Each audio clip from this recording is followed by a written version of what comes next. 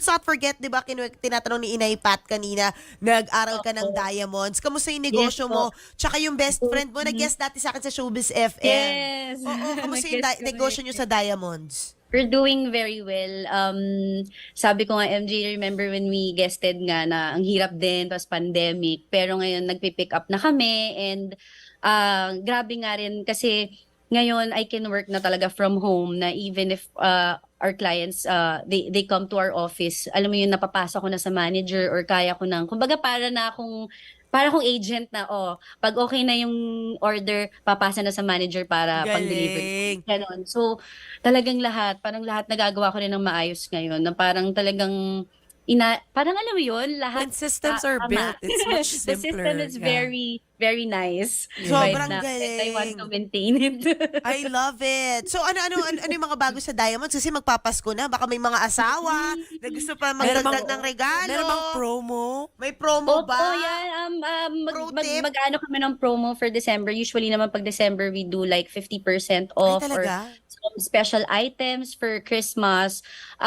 Pero abangan nyo, marami rin kaming mga ilalabas pa, ilo-launch. So sana i-follow nyo yung mga social media namin, Radiant Lux PH. Ayan, ako pa rin po ang mga nagre-reply Grabe. hanggang ngayon sa mga inquiries. Kaya sana po i-follow nyo po kami. And if you have any diamond concerns, hindi lang po kami nagko-customize, hindi lang po kami naglilinis, hindi lang kami, lahat ng kailangan yung klase ng diamonds. Wait lang. Kaya pwede po kami. Wait, Yeah. Ina, yung tanong ko, kamusta yung lab-grown versus natural diamonds? Yan, ako. Meron na kayo? Grabe. Grabe yung topic na yan because yun nga, we really cater natural diamond. But now, the lab-grown market. diamonds are also doing good in the market. But of course, if you ask me, I would still buy natural. Of but course. we also sell now lab-grown diamonds. Yun. But yes po, ako personally, natural diamonds yung inaano ko. Pero yun nga, now it's in the market and if people want to buy lab-grown, we offer to. So yun. Kasi some people are Ganun clamoring talaga, for we really have to sustainability. adjust kung ano po ang... Nakikivogue tayo.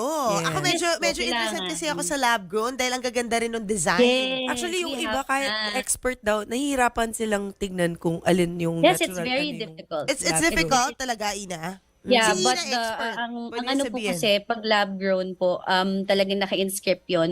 Makikita mo yun na... May certificate din, maliit di ba? na inscription. Yes, may certificate lang.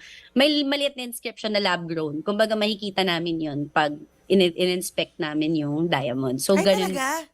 Yes, meron yun.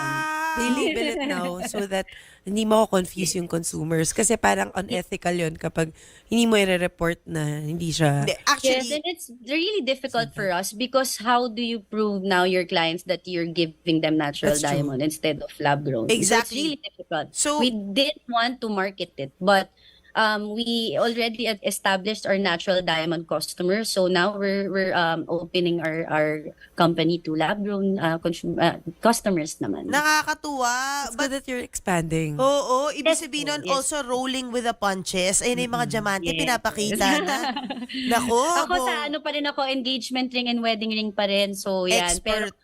sabi ko nga lahat meron kami. So kung kailangan nyo mga ng regalo para sa mga, ayan mga inay. Para sa mga sarili. natin Dalawa. dito. At Para sa sarili. Maganda kasi to. Mga nanay tayo, kailangan na Yes, kailangan hindi lang natin po yan. kami. Ilang araw na lang, Pasko na, di ba? Panahon kasi ng Yes. inflation, ito nagra-rise ang value ng gold at ng jewelry, di ba? Oo.